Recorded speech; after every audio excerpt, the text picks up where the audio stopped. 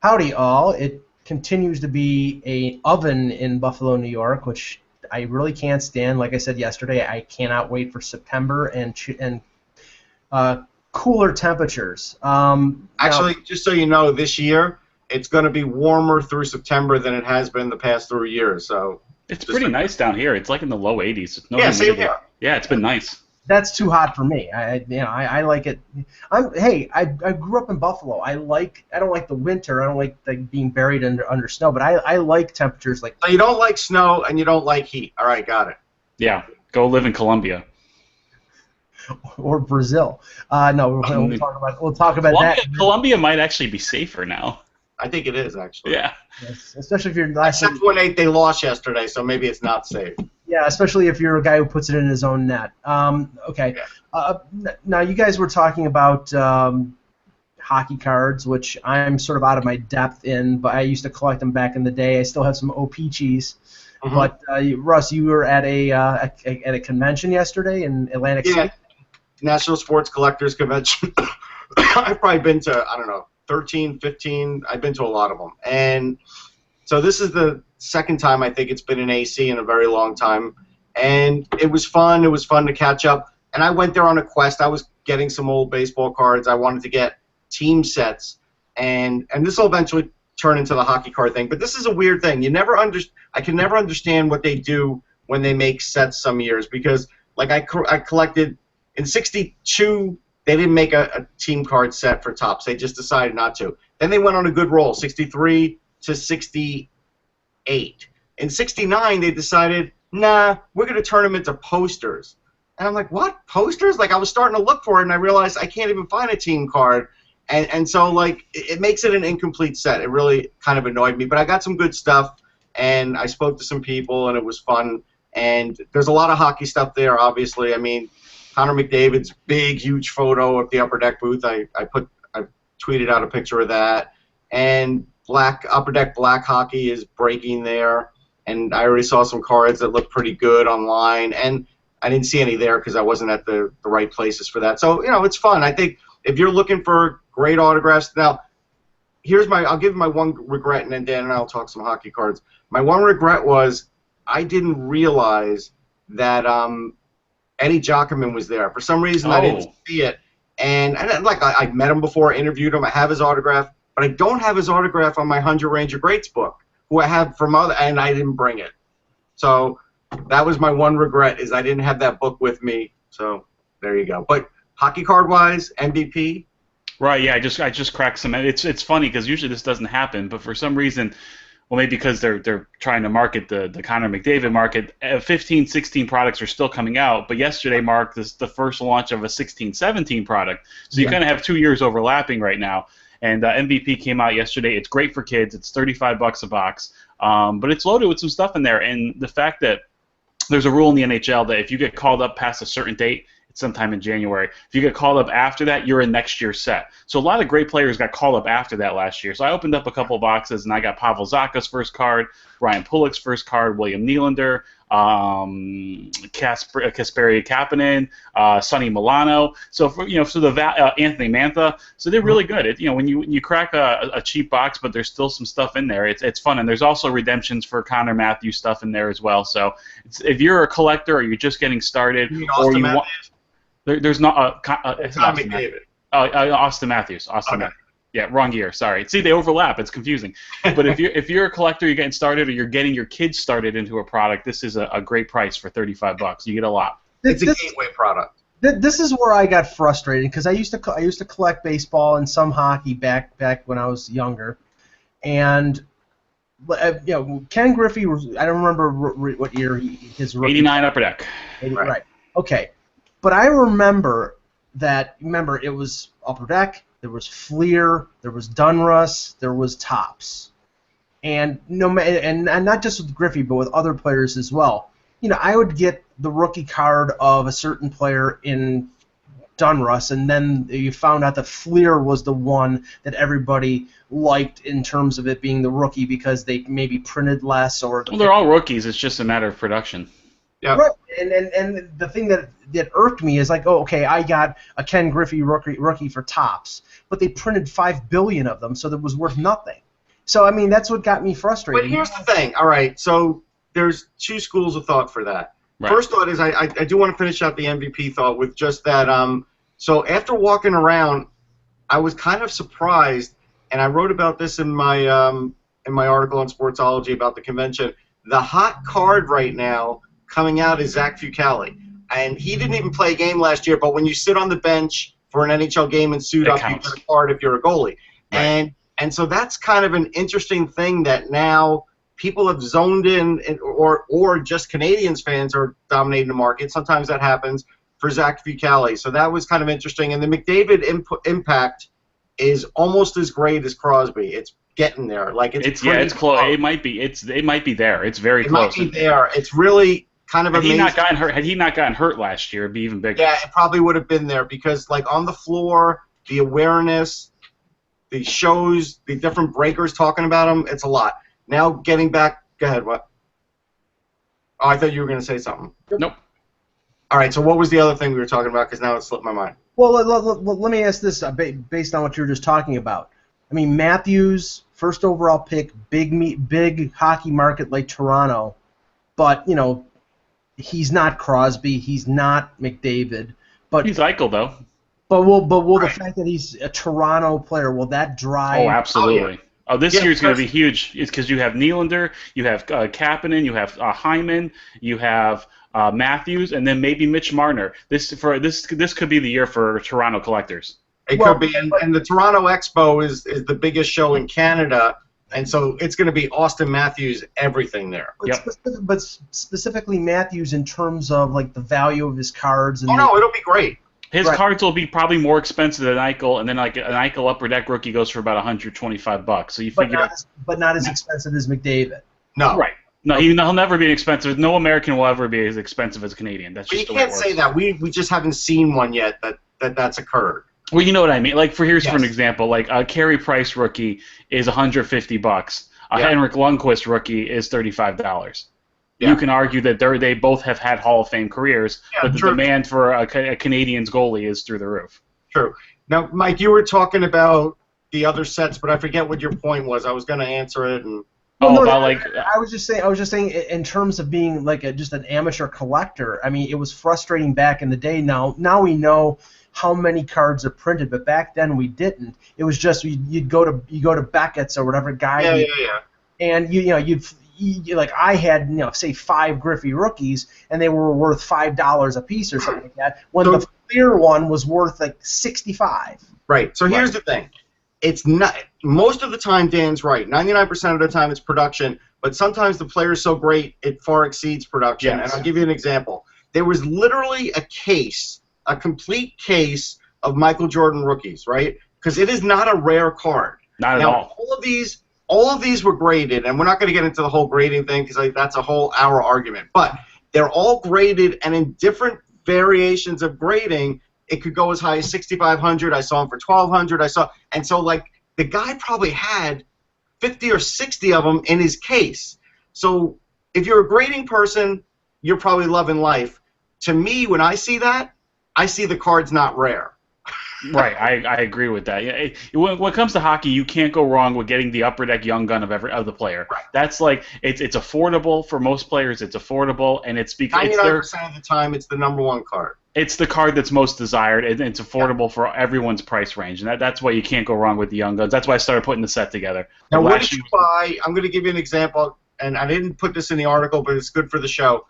What did you spend on a box of Series 1 last year?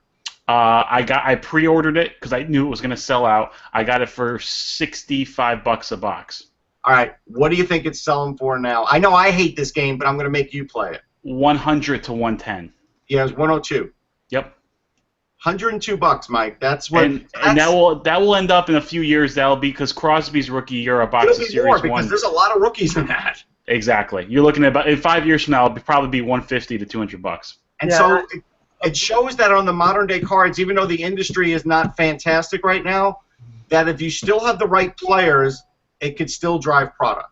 Of course, I had the good fortune of collecting, like when I was at the end of high school, when the two tops, it was tops 84 and 85, where there basically are no good. There was like Strawberry, Maddie. Oh, I thought you were talking hockey. I'm like, those are great years for hockey. For hockey, they were good years. Yeah. For baseball, they were terrible years. So I have about 10 Don Mattingly rookies, which are not worth a damn thing. Well, it depends what kind of condition they're in. Right. Hey, look, I have a Dave Vanderchuk rookie I could sell you if it makes you feel better. Oh, yeah. gee, thanks. Doug Gilmore. You give him a Doug Gilmore rookie. Yeah, there you go. And of course, some of my cards, like some of my brother's cards, disappeared from our family home. Somebody, I won't say who, threw them out. But safely put away are my collection of Loblaw's hockey stickers from 1974 and 75, where like I have the entire Washington Capitals team, like everybody from Mike Marzin to Ron Lowe. Those I kept, or those were kept, but the cards, no. So anyway. All right, that's your sad story. Yeah. Well, every story of mine is sad. Okay. That's true.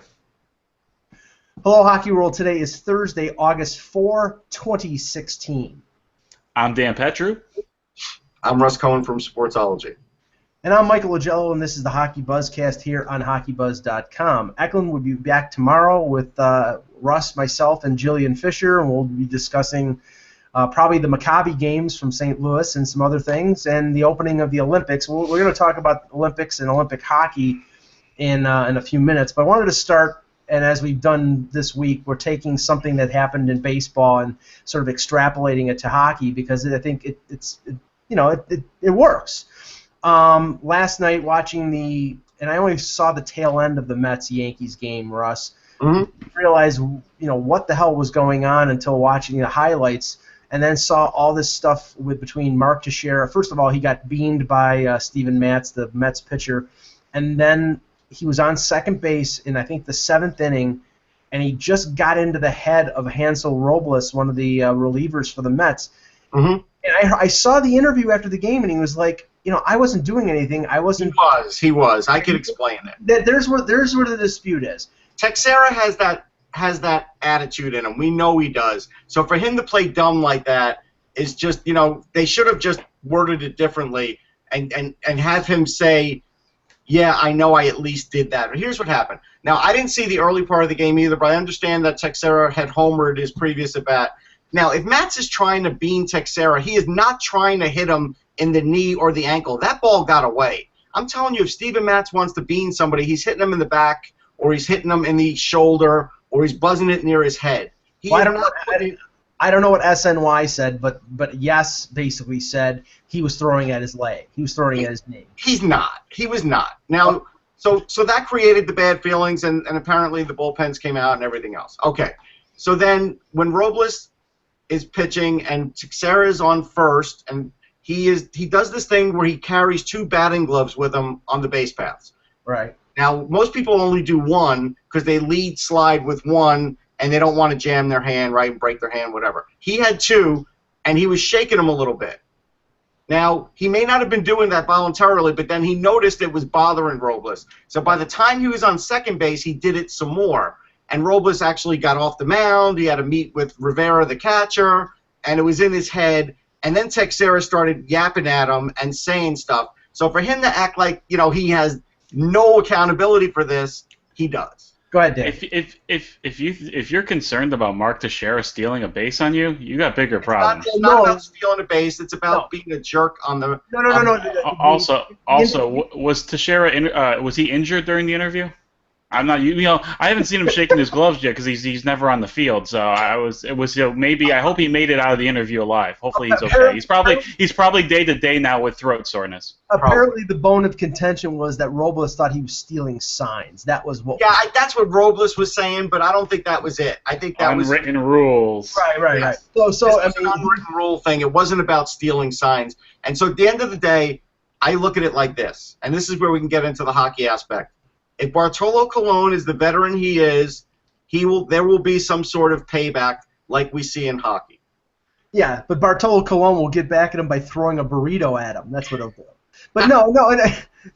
No, I mean the thing is that, and I think this is where we take it to the NHL and hockey, is Teixeira knew he was getting underneath his skin, so he just kept doing what he was doing even more to piss him off, to get in his head, to make him, to affect him, and it did affect him. They scored a couple more runs in that inning. They did. And we know from back in the day, and we know even today that players who I would term as pests or rats in the NHL, they love doing that. They love getting underneath the skin of other players. I mean, Sean.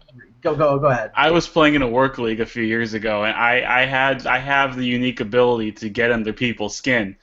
And believe it or not, yeah. And I had a couple goals early, which was rare for me. And it was like the first period, and I popped in 2 goals.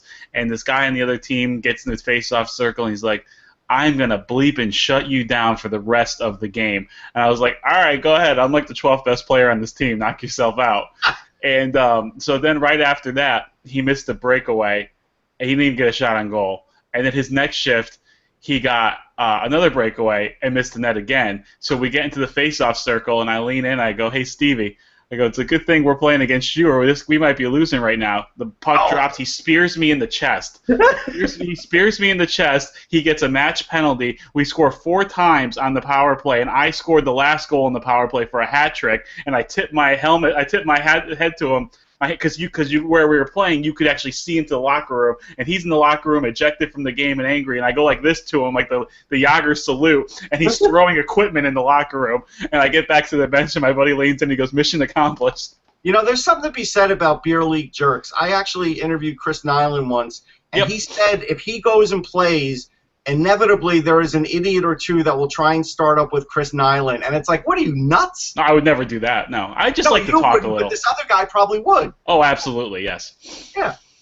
Yeah, but and the thing is, I mean, I understand the role, and I think that this role is now even more important in the game because fighting is waning. Now, I think instead of drawing somebody and getting an instigating penalty or getting the extra minor for that, it's like somebody who can yap, somebody who can tap the stick on somebody's behind or something like that. The opposing coach talking about them. Right, exactly. Most teams now have the pest rather than the enforcer because the pest can usually still play hockey. Right, and I put the picture up that they put up for the webcast. They put who I think is one of the best ones in the league right now is Antoine Roussel of the Dallas Stars. He is so freaking annoying that I'd like to see somebody baseball swing the stick at him. I mean, he's just really an annoying. No, that reaction means that he's actually doing his job. He's doing it effectively because if he's annoying me as a general hockey fan, imagine what he's doing to the opposition. Right. No, there's some good ones in the league right now. I mean, I was thinking Brad Marchand is an annoying pest. Yes. Cal Clutterbuck, Brendan Gallagher. Those are all 3 guys that really get under your skin, but they can also pop in 15 to 20-something goals. So are there pest analytics? Are there analytics for that? If there was a pest analytic, I think those guys' numbers would be off the charts. Yeah. Now, okay, what I wanted to come up with is a few names of players who I think you'd put in the Pest Hall of Fame. And I got some. Yeah. Obviously, I'll eliminate this one because if they're called pests or rats, you have to include Kenny the Rat Linsman. Right. It's basically named after him. He's the Babe Ruth of rats. Yes. He wasn't a big player, but God, it was either his mouth or his carving of people with the stick that just got underneath people's skin. So he's to me, he's one of the guys that has to be. There's so many. I mean, I'll go with one that you didn't name yet because one of them that you did name is obviously in my list. But I'm going to go with Zenon Konopka. In 2011, he had 307 penalty minutes for the New York Islanders, and I could tell you that he was the bane of every Ranger fan's existence. This guy was never shut up for a second on the ice. Not for a second. I don't even know how he racked up that many penalty minutes. Nobody gets those kind of penalty minutes anymore. Nobody. The thing is, there's a differentiation between the enforcer and the pest, obviously. I mean, Konopka fought. He did fight. Yeah, he didn't fight well, though. I think if you're a pest, I think that's part of being a pest is you're probably not a great fighter either. Right. I mean, I give like one of the pests on my list, and I'll name him in a second. I give a lot of credit to him because he actually did fight. He actually did back it up. Whereas some other ones, I mean, Linsman, he was what, 5'6". He wouldn't fight. And he was playing on those Flyers teams who had Ben Wilson and other big Brown, so he had guys to protect him. Dan, who do you have on your? Okay, yeah, I came up with a few, and it's hard for a defenseman to be pests. It's usually forwards, but I came up with a couple that were Kasperitis was an absolute pest. Oh yes. Ulf Samuelsson was an absolute pest. Oh yeah, he had the helmet move. He would put the helmet. He would touch the helmet. It would go over your eyes, and then you wouldn't be able to score. That was the Ulf Samuelsson move. Legendary pest I thought of was Claude Lemieux. Oh, yes. And here's one of the pests. This is the guy who annoyed me the most. Okay, it's gonna be this guy. Like I couldn't control like my censor button. No one aggravated me more than this guy. He never really even played in the NHL. I mean, he played maybe 4 or 5 games. But I used to always. This is when I was going to Sound Tiger game after Sound Tiger game. When I was going to 30-something games a year. One man could completely change my mood, and I would just want to scream because you just wanted to punch him. That was former Hartford Wolfpack Brody DuPont. Brody DuPont. No one made me more angry than him. So, Brody, if you're listening, congratulations. I'll give you 2 more, and then I'll let Mike give his list. You have to have Sean Avery because what he did to Marty Brodeur goes into the Hall of Fame because they made a rule about it. Marty said he wasn't bothered by it, but he was bothered by it, man. Like, anybody would be bothered by it. Like, that was just – it was crazy genius that he did that because it's a cheap thing, but then we all laughed about it. And so – that was fun, and then he trolled Brodeur after it too. Yeah, and then after that, I'd have to go with Brian Marchment because he basically he's not across the line between like pests. But he would do both. He's an assassin. He's not a pest. He would do both, but that's fine. Not a pest. Dirty scumbag would probably be more accurate. I admire Brian Marchment's ability to rip knees to shreds, but If by pest you mean trying to end people's careers, then yes, he falls in the category. Did both. But go ahead, that's fine. Who do you got, Mike? Well, I mean, if that's the case, then Raffi Torres is a pest. Well, at times he really is. He started as a pest and crossed the line into the Matt Cook area. Yeah. Well, I mean, okay. And again, it's like if I measure their success and ability as a pest by how much I hate them as players. Alex Burrows is a superb pest because he's eminently unlikable.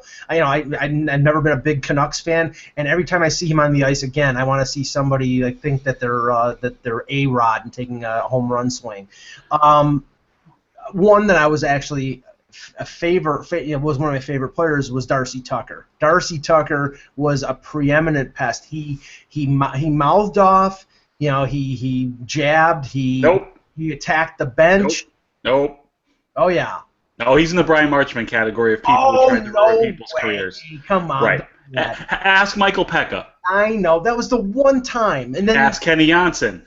Hey, listen, if I get buzzed, you get buzzed too. Too bad. I know. I'm running the show, so I open. No, it's not. Darcy Tucker is in the Dale Hunter Hall of Fame for me. Okay. Oh, see, Dale Hunter can't be in this category because he's not. No, he's not. That's what I'm saying. He's in the Dale Hunter Hall of Fame. No, you got overruled there, Mike. Too bad. For Islander fans, you Darcy Tucker, Dale Hunter, Kirk Muller. Kenny Janssen was hit by Gary Roberts. I know he was, but he was also hit by Tucker in that series too. You would throw out that one series. Okay. Well, it's like the last time you made the playoffs. I can't. Ow.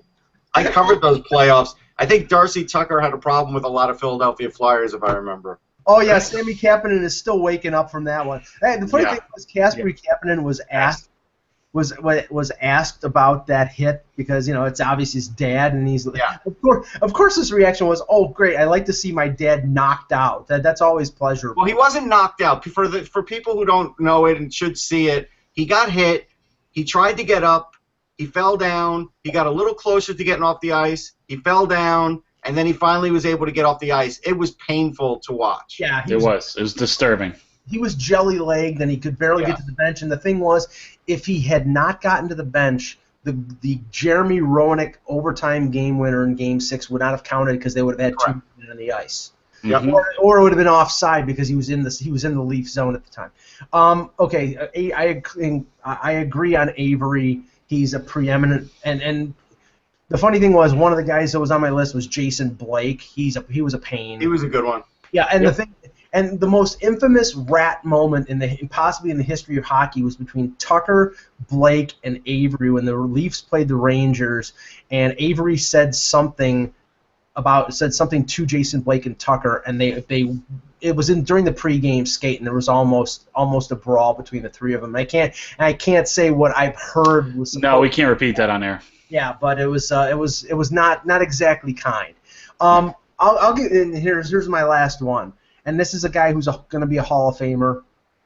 Daniel Alfredsson was a big rat. Yeah, I didn't see that. Well, so was Peter Forsberg. Peter Forsberg was too. He would set you up, and he would absolutely drill you in the corners. He was so sneaky with his stick. He was so sneaky with his elbows, and you would never win that battle. All right, but you know what? Forsberg was not at the Tomas Sandstrom level. No, he wasn't. No. I mean, nobody's ever been at that level of carving people up, but he wasn't a pest, right? Because he just carved people up. That's why I didn't look at Forsberg that way. I mean, Thomas Sandstrom was sort of in the Boreas Salming category in the sense that he had to be a stick wizard because if he wasn't, he would have been destroyed. I mean, and he was a good scorer too. He put up points. I mean, remember, Boreas Salming was almost killed by the Flyers in I think 76 or 77 during the playoffs. Yeah. They were just running him into the boards, and the only way that he ended up surviving in the NHL was to start using his stick, and he was a surgeon after that. He had to be. So, okay. Now, the opening ceremonies for the Olympics in Rio are tomorrow. And they finished the stadium? Is it done? So wait, so how are they having stuff going on now if the opening ceremonies are tomorrow? Like, I don't even get that. I don't get it. I mean, Russ, don't ask me to explain anything that's going on right now. Could you explain that? I would, if I was working for an outlet and they told me to go to the Olympics, I think I would quit. I wouldn't want to go down there. All the stuff with Zika, all the the bacteria in the water, everything that's going on there, the conditions. I would not want to be there. But they have to, and it's going to be on NBC. And the media is complaining. There's not enough water. There's not enough coffee. They're not getting food. The media is very angry. So if they're grouchy, I mean, you're going to have great coverage. But I'm personally not going to watch much of it. I mean, if I'm flipping through the channels and there's something on, I'll watch for a few minutes. But I really am not. It's not going to be the epicenter of my attention the next couple weeks. But talking about the Olympics and hockey, over the next, the NHL still has not made an official decision on 2018 in South Korea, but I think we can all agree that it's leaning toward them not going. And it's pretty much shrouded in, what's going to happen for 2022 in Beijing. But Dan and I started to discuss something before we went live. If the NHL doesn't go into 2018, go to South Korea, what do you think the parameters are going to be for? Because there's still going to be a hockey tournament. There's still going to, but what is it going to be? 21 and under? Is it? What do you think will happen? I think it'll be anybody who's not an NHL player. Okay. So I know for soccer for the Olympics, I think it's 22 and under, and you can have two guys over that. To me, there's no reason. To me, you can't go back and put an age requirement because they've shot that to hell ever since they've done the NHL thing, right? So to me, they should just make it anybody who's not an active NHLer, because then the Russian team sends everyone from the KHL. Right. Russia will, yes, but they will. Yes, but if you're in America, hey, you could get retired NHL guys. You can get a guy who played in the NHL for 1 year and he's been kicking around Europe, but he's an American. Right. That's fine. But here's the question.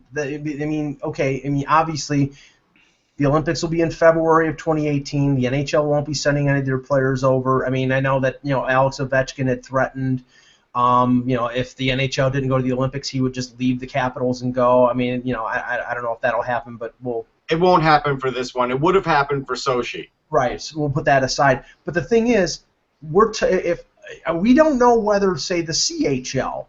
The Quebec Major League, the Ontario Hockey League, the Western Hockey League will let their players go. So if they don't go, and the NHL college, well, maybe college, but they're going to go. Russ, when does the Frozen Four start? It starts in March, doesn't it? Yeah. Yeah, so they're going to let their players go 2-3 weeks before the Frozen Four. No, but they'll let the ones that aren't in playoff contention go. Right, so, yeah, but then you won't be able to put together a roster until the 11th hour. So right now, that's the way it's going to be. Right, but right now what we're saying that's going to suck. What we're saying the 2018 Olympics is going to be is a glorified version of the Spengler Cup. That's No, we're not saying that because you're forgetting about other guys. Like a Nolan Patrick could go play if he wants to. Well, no, I'm just saying if the CHL does not allow players to go to the Olympics. Their season's over, they're not going to deny their players. And the season's not over. But the season's not going to be over. Yeah, the season won't be over. Yeah, that's true. All right, so... And they've already let these... And the CHL teams take a long hiatus around the World Junior. Some teams... So they don't. It's going to be like the Spengler Cup there. And if are you going to let, like, for example, for universities, are you going to let, like, Jack Eichel leave and go play World Juniors, then come back for a couple weeks and then go play Olympics? I mean, probably not. Right. So it's going to be a bunch of, and will NHL teams let their AHL players go? Right. I don't think so. I mean, no, they're not going to let the AHL guys go. Right. So Mike's going to be starting a goal. You're going to be center, and I can play left wing. Go USA. Yeah. I mean, it'll be a patchwork kind of team, and there'll be loopholes though. They will. You'll find players that, again, college players that their team is in last place or next to last that are good players. They're going to go and play. Like there's going to be guys that can go and play. It's going to be like 1992 when like Dave Hannon, Lindros when he was holding out. It was. Really, I can't remember. There was a goaltender who, like Peter Nedved played for Canada the one year. It's going to be a bunch of players who play in Europe. Right. There are Americans and Canadians playing over there. It's going to be, Jeff Tambellini and failed first-round draft picks. If you had a great high school player, you could have him play. If you have a great USHL player, you could have him play. And that's the thing. Steve Moses will be the team captain of Team USA. No, but think about this. Like, if I really think about it and I go and look and see who's going to be in the USHL in 2018, they would definitely let players go. Now, remember, the USHL has had some pretty damn good players go through there, guys like Patrick Kane and otherwise. So if they're not... But won't there be like doesn't there need to be consistency? Like, so if the USHL lets players go, shouldn't the CHL let players go? I mean, there's got to be some kind of... It's up to the league. It's not up to... They don't have to have uniformity. If it's up to each individual entity, this is going to be a disaster. Well, what do you think it's going to be? That's what it's going to be. They're all going to make individual decisions. And Russ, the thing is that the USHL is a feeder system for the NCAA. So do you really think that they're going to want their players who they've recruited who are going to be, to go over to an international tournament and risk injury? And I think they're not going to have a choice because their players, they already get players that play in the USHL on the weekend.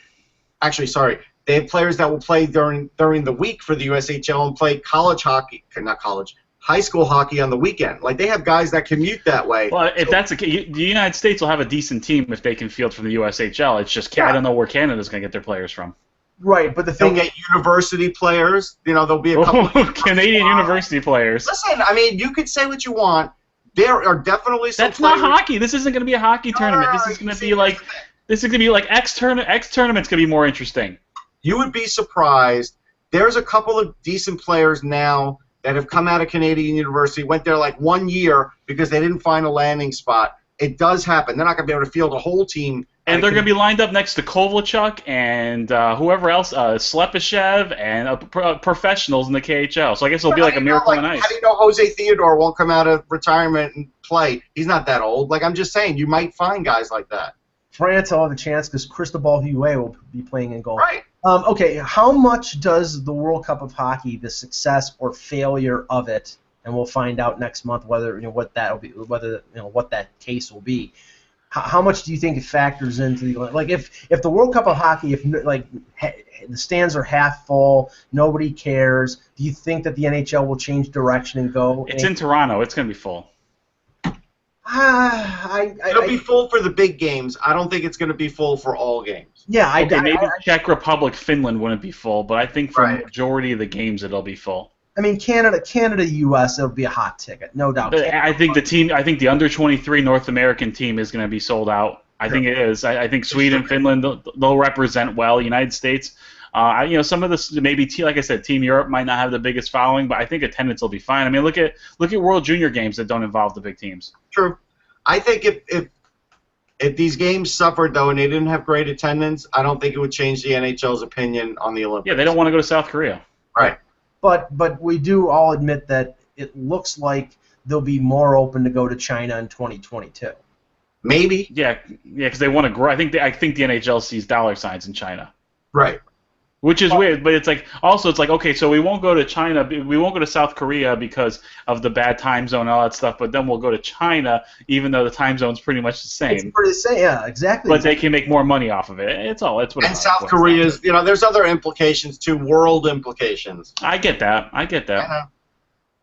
Plays into it.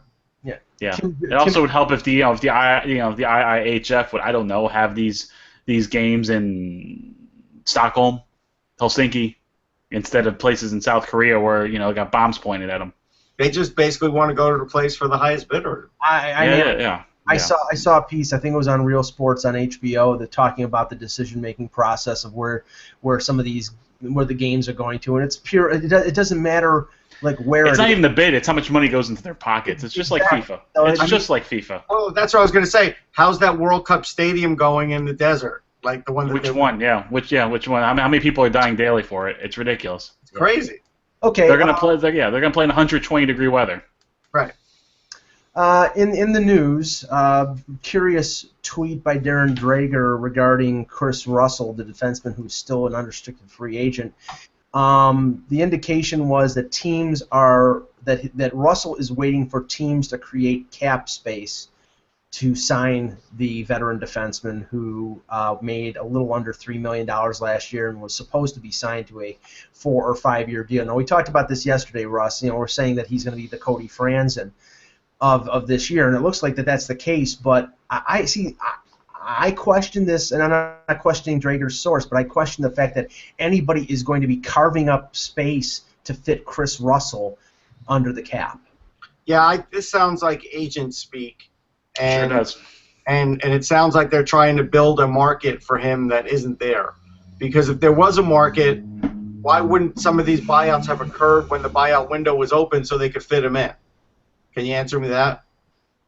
Yeah, no. I mean, that's the thing. I mean, if the buyout window was still there, then I think that this report would carry a little more weight because, not to say, but the window for the last team, which was Toronto, expired earlier in the week. Right. Now they're all gone. Now it's the only way that space can be opened is by trade or an LTIR. Or an LTIR that won't happen until the beginning of the season. So right, and Chris Russell might have to wait till the beginning of the season now. Right now teams can go 10% over the cap until the beginning of the season, and if a team is that desperate enough to sign Chris Russell, they can just do that because nobody's going to do that with the summer cap because the cap number no team was really prepared for the cap to go up as little as it did this year. So I don't think you're going to see a big summer cap rising because then there would be chaos after training camp, trying to get that roster in October to the right dollars. I don't think any team's that's close is even gonna risk that. Right. And it's funny. I looked at this yesterday. But the Leafs could fit Russell if they went and LTIR'd guys. Yeah, and they're going to. But I from what I've heard, they never even made an offer for Russell. And they have so many young defensemen. They think that they really want to give them a chance and see what they can do. But I looked at the position of some of the NHL teams right now when it came to pro contracts, and a sizable portion of them have 48, 49 contracts, which we had a thing earlier in the week where we were talking about tryout contract or pro contract. A lot of those teams are probably going to invite 3-4 players on tryouts because they don't have to lock themselves on a pro deal. Right. Yeah, I could see it, and I think these pro deals are so close. Like this is the first year where I remember so many teams being close to it. Like every year there'd be like 2 or 3 teams. Like the Flyers were always a team that was close on the pro contracts. But now I think now that they could see that the draft's probably going to go to that 19-year-old draft. Well, now you've got to load up on your pro contracts early, so you're prepared for that whenever that changeover happens. And I think that's why all of this is happening. Okay, now I had a poll on my blog yesterday regarding Auston Matthews. Obviously, everybody in Toronto is very excited to see what Auston Matthews can do in his rookie season. He's obviously going to make the Leafs this year, and You think he'll make the Leafs? You do? Yeah, I think I'll go out on a limb there, Russ. I think. You don't think he starts with the Marlies a little? No, maybe they'll send they'll send Mitch Marner to the ECHL or something like that too. But no, they can't. Gotta go back to juniors. No, I know. He knows. Why did you do that? I'm just pointing out the stupid loophole. Yes, I know, and I agree. That's one thing I cannot wait for the 19-year-old draft because it closes up that stupid loophole. Yeah, Alex Nylander as an 18-year-old can go play in the American Hockey League, but Mitch Marner as a 19-year-old can't because one plays in the CHL and the CHL has an agreement with the NHL or AHL. And I think I understand that they want to preserve some of these feeder teams in the CHL, but I think it also it knocks down some of these players in their ability to play in a professional league and play against better competition. So I don't like that rule. But what I did was regarding Matthews was I took from the last 4 NHL drafts every forward who was picked in the top 3 who played in his rookie year and his draft year, and came up with an average projected out to 82 games. And the players were Yakupov, Galchenyuk, McKinnon, Barkov, McDavid, and Eichel. Forwards only, not defensemen. And the average for those players was 22 goals and 34 assists for 56 points. Now, the question that I put to the readers was, do you think Matthews will finish below, around that total, or above that total? What do you guys think, Dan? Well, while you were doing all your fancy stats, my head was telling me somewhere between 55 and 65 points, so I will take the over. Okay. Russ? Yeah, I'm going 65. I think Brad Richards got 65 in his rookie year, if I remember. Yeah. So I'm going to look it up, but I think I'm going 65. Yeah, I mean, the funny thing is the guy who threw everything out of whack was McDavid, because if you projected out McDavid's year to 82 games, he had 87 points last year. Did you have Draisaitl? Was Draisaitl in the top 3, or he was picked 4th? He didn't play over 40 games. That's why. And his stats for like 35 games, I think he had like 15 points. So it would have really they were bad. So I eliminated 62 points for Brad Richards in his first year. Okay. So I mean, I think that Matthews is going to end up around 60 points because this fallacy, and I know that everybody's talking about it. He's going to start on the 3rd line in Toronto. He's going to be next to JVR and Jimmy Vesey. Well, no, well supposedly he is going to at the beginning of the season play behind Kadri and Bozak. Yeah, for a while. For a little while. Yeah, about 7 games. That will last exactly. That'll last about a week and a half. As soon as he, they don't want to throw 25 minutes at him right off the bat. That's fair. Yeah, as soon as he gets a little more comfortable, he'll probably move up to the 2nd line, and then I'll bet you anything, like Eichel last year when Ryan O'Reilly got hurt, Eichel moved up to the 1st line. Probably by the middle of the season, you'll see Auston Matthews as their number 1 center. So I think that's what's. Now I want to see if he gets as many highlights as Connor McDavid did on the nightly cast in Canada, because Eichel got a fair amount, McDavid got a crazy amount, and so I kind of wonder now, because Matthews is a Leaf, will he get a crazy amount? I think he will. I mean, it's funny because I felt like Eichel got overshadowed by so many people last year, but if you really watched his games, especially the second half of the season, you're seeing a hockey player that you just salivate over. He had a great rookie season. It got overshadowed by. He passed the puck to his teammates and they would miss it. That's part of the problem. How many times a game would he put it on someone's stick and they would shoot Matt Molson's stick and he'd shoot it over the goal, or Kane would hit the crossbar? I actually think Oposo should help him. Oposo should give him an extra 10 points. There was some guy who was supposed to score 50 goals who was on his line who had trouble putting the puck in the net at times. Okay, our friends at the Score have done a top 30 list for general managers, or excuse me, top 31, because they included George McPhee in the list. I don't know. It's a little premature. I don't know what they based that on. If they're basing it on the Capitals, but Right. whatever. But so they did a list as they did with coaches earlier in the week for general managers. So we'll make a little game here and have you guys guess on who you think who you think the top five general managers are. We'll alternate and start with you, Dan. Give me one of the potential top fives. Ray Shero. No, he was not. What? He was not in the top five. Okay. All right. Bowman. Russ? Stan Bowman. Stan Bowman was second. Okay. Ken Holland. No, Ken Holland was not in the top five. Russ? Well, we'll go with Dean Lombardi. No, he was in. I think he was in the top 10, but not in the top five. Wow. Steve Yzerman. Steve Yzerman was number one. Okay. Okay, Russ. Okay. So now we're looking for 3. And I'll give you a clue, Russ. 2 of the names on the top 5 are 2 of the most criticized general managers on the HockeyBuzzcast over the last year.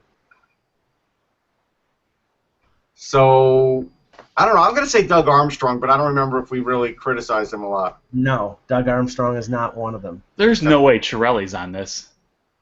No, not. Okay, because we rip him all the time. Okay, all right, okay.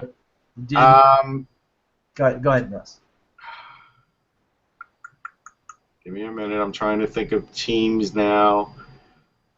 I guess we're going to say Rutherford because he's got to be in the list. Number 3. Yeah. Oh, yeah. Okay. Sure. Kekalainen? No. Want me to give the rest of him? Sure. Go ahead. The top 5 were Steve Yzerman, number 1, Stan Bowman, number 2, Jim Rutherford, number 3, David Poyle, number 4, Okay. and Brian McClellan, number 5. So, I'm assuming Poyle on the strength of the Subban deal. All right. So who were the bottom 5? Yeah. Who were the bottom 5? Okay, the bottom 5, and I'll give you some of the Lou Lamoriello was 11th. Okay. Dan, He can't be 11th. Like, he can't be. No. Well, yes. He would have to be like 24th or 25th, honestly. Right. Okay, Dan, take a guess where Garth was. 16. 12th. Okay. Ross, take a guess where. Seems right. Take a guess where Jeff Gorton is. 20. 25. Oof. He can't be 25 and make the playoffs. Like, That's a great point. Yes, you're right. We agree on that. We agree on that. Yeah, you can't. I mean, that's what makes this list bogus. And you can't even criticize any of their drafts because they never have any draft picks. So you can't do that. Okay, the bottom 5. Number 27, Peter Chiarelli. Okay. Number 28, Chuck Fletcher of the Minnesota Wild. Number 29, Joe Sakic. Number 30, Jarmo Kekalainen. Yeah, I knew it was going to be Armo 30. That's unfair. It is. And number 31, Mark Bergevin? number 31 on your scorecard, but number 1 on your hearts, Jim Benning of the Vancouver Canucks. Yeah, I don't agree with that either. Where's Mark Bergevin? I don't have the list in front of me. I think He went from best to worst. He should be like in the bottom. He should be in the bottom 2. He traded PK Subban and then signed Radulov. Yes, but he got Shea Weber. So, okay. That list was horrible, by the way. Awful. Thank you for the score for entertaining us.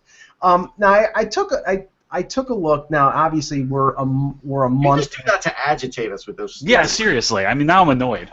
Okay, we're 5 weeks into free agency. July 1st it began, and I think other than Stamkos, this was not a spectacular free agent class this summer. I just out of curiosity looked at what the 2017 UFA class is going to be, and honestly, by the time we get to next June or July, if this is what's left right now, next year's UFA class will be worse. Because my own personal, I went through the list, and these were the top 10, in no particular order, the top 10 UFAs for next year. Okay, goalies first. Ben Bishop and Steve Mason were the 2 best goalies. Okay. Okay. Defenseman Kevin Shattenkirk, Brent Burns, Dmitry Kulikov, Carl Alsner. That's not bad. Alsner and Burns will never make it. I agree. I agree. Right. I mean, that's the thing. It's like this list. Cut this list at least in half because some of them will be signed. So what I'm saying is, when we get to June and July of next year, Alex Steen might be the best free agent. And what we got for forwards? Alex Steen, T.J. Oshie, Zach Smith, and Joe Thornton. There's Patrick Marleau out there, but I think he's done. I don't know what Joe Thornton's future plans on. He might retire before he hits that list. Yeah, it's going to be bad. Wow, and you're gonna have to improve your team via trade, and I think there's going to be a crazy amount of movement leading up to the expansion draft too. Right. So I think that will be the trading deadline right there. Yeah, that's going to be your free agency period. I think probably when is the expansion draft? When is the expansion draft? I think it's June 20th. I believe so it's before the draft. It's before the draft. It's after the obviously after the Stanley Cup final. But it's okay. In that time period in between. I think they said 20th or 21st. That could be a crazy. Do a show that day because that's. Oh, we have to. Yeah, we should do in real time. We should do it as it's going on. We can react to it. Yeah.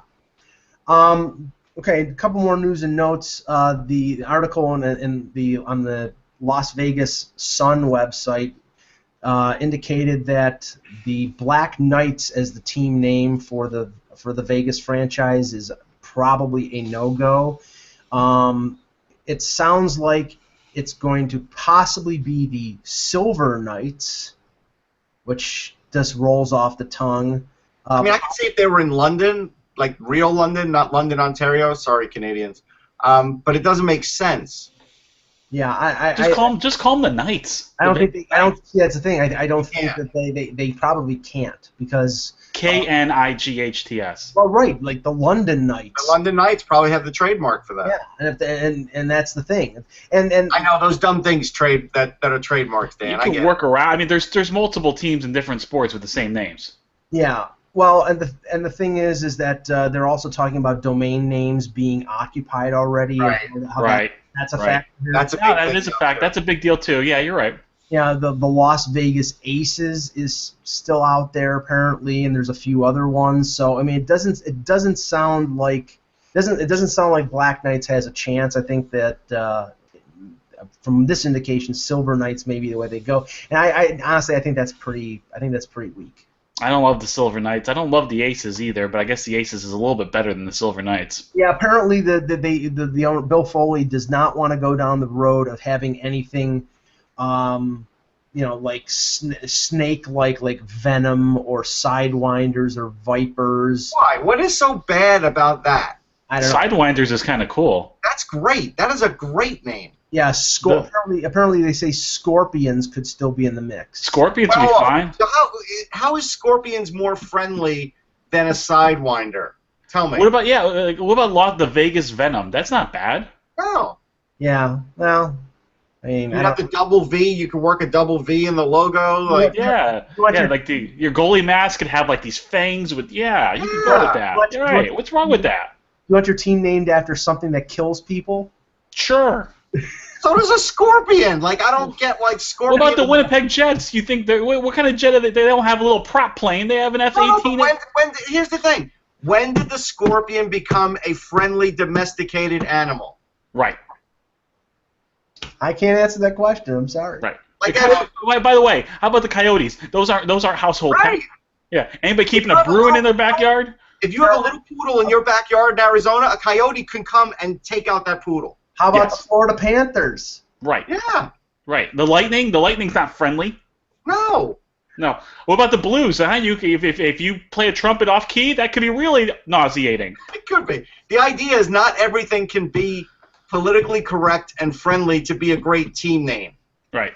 There's nothing. But I don't understand how like a snake or a scorpion. But we want it to be like a Las Vegas sandstorm. Like I just don't get it. Well, Bill Foley's aim is to make Las Vegas great again. What about the Spades? What about the Vegas Spades?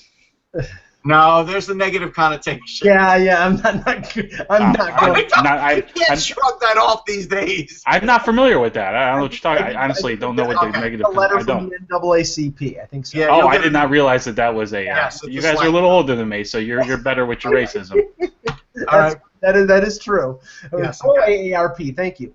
Okay, the Winnipeg Jets are taking part in the Heritage Classic. I believe they're playing Edmonton.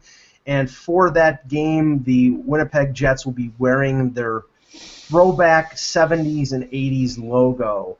Now, the thing is, Russ, yeah, it's not their logo! Yeah, I was going to say, so they're wearing Atlanta Flames jerseys?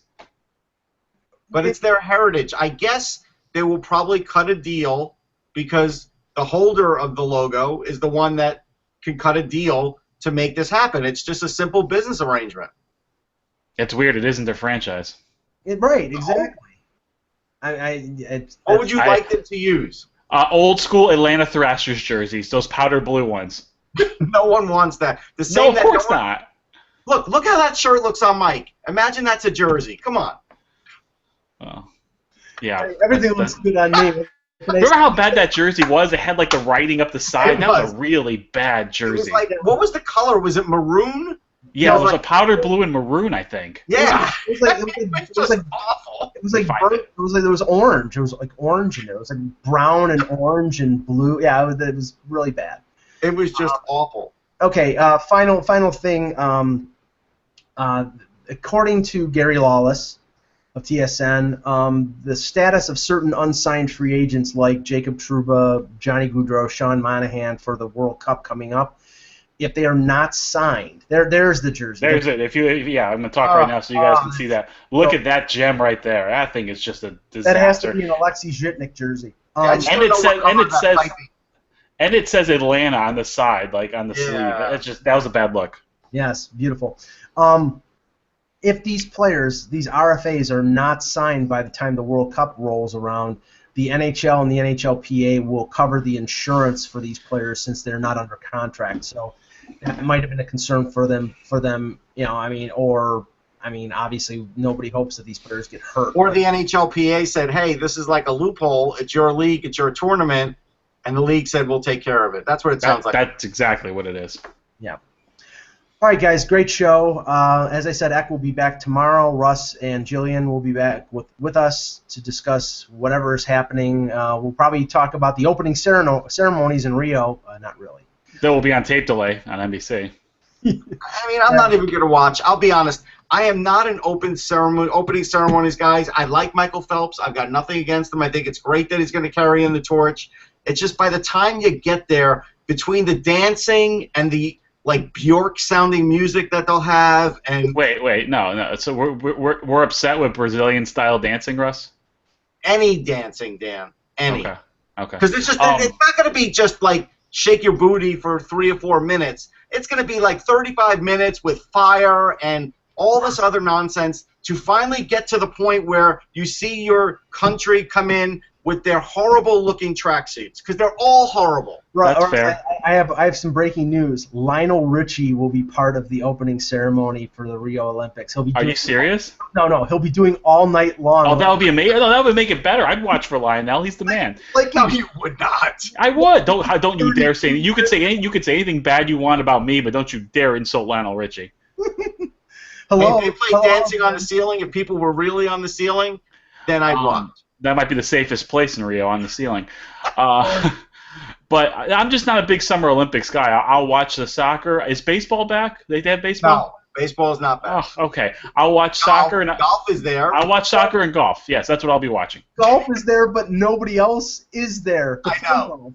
There's like 2 pro golfers in it. No, there's still some big names there, but I mean the reason why the big names aren't there are very fair. Yeah. Like Rory McIlroy says he wants to have kids. He's not going to take a chance with Zika. Right. So John Daly will be there as long as they allow chain smoking on the golf course. No, the highest rated Americans there are Bubba Fowler, Brooks Koepka, and Ricky Fowler. All pretty big names in the golf world. Okay. I've heard of 2 of them. Yeah. You'll hear about Koepka. He's an up-and-coming star. Ricky Fowler sounds like a fake movie name. Like it doesn't sound real. For For Dan Petru, for Russ Cohen, I'm Michael Agello. Thanks for watching, and remember, without the buzz, it's just hockey.